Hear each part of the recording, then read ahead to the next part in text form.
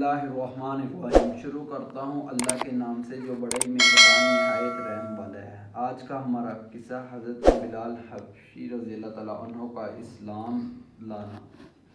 حضرت بلال حبشی رضی اللہ تعالیٰ عنہ مشہور صحابہ ہیں جو مسجد نبوی کے ہمیشہ معزز رہے۔ شروع میں ایک کافروں کے غلام تھے، اسلام لے آئے جس کی وجہ سے طرح طرح کی تکلیف دیے جاتے تھے۔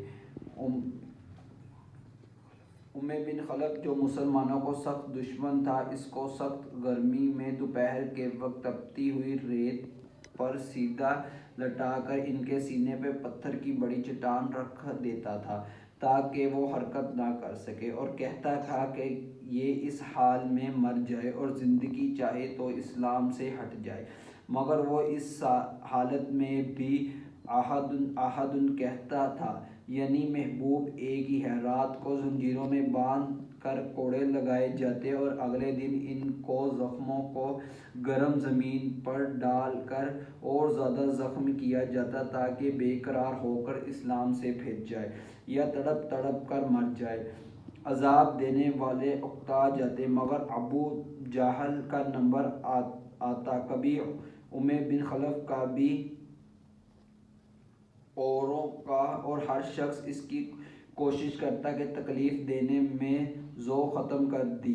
حضرت ابوبکر رضی اللہ تعالیٰ عنہ نے اس حالت میں دیکھا تو ان کو خرید کر آزاد فرمایا۔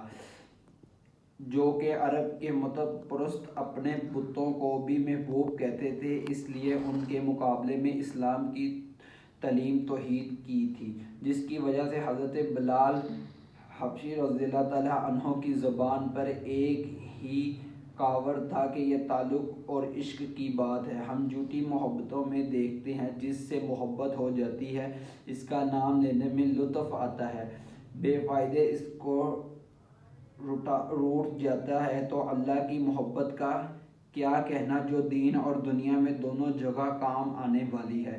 یہی وجہ ہے کہ حضرت بلال رضی اللہ تعالیٰ عنہ ہر طرف سے سنا جاتے تھے، سخت سے سخت تکلیف پہنچائی جاتی تھی، مگر مکہ کے لڑکوں کے حوالے کر دیا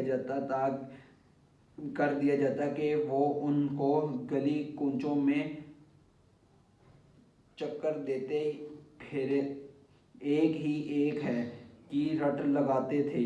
اس کا یہ صلہ ملا کہ پھر حضور صلی اللہ علیہ وسلم کے دربار میں معزم بنے اور سفر حضر میں ہمیشہ اذان کی خدمت ان کے سپرد ہوئی۔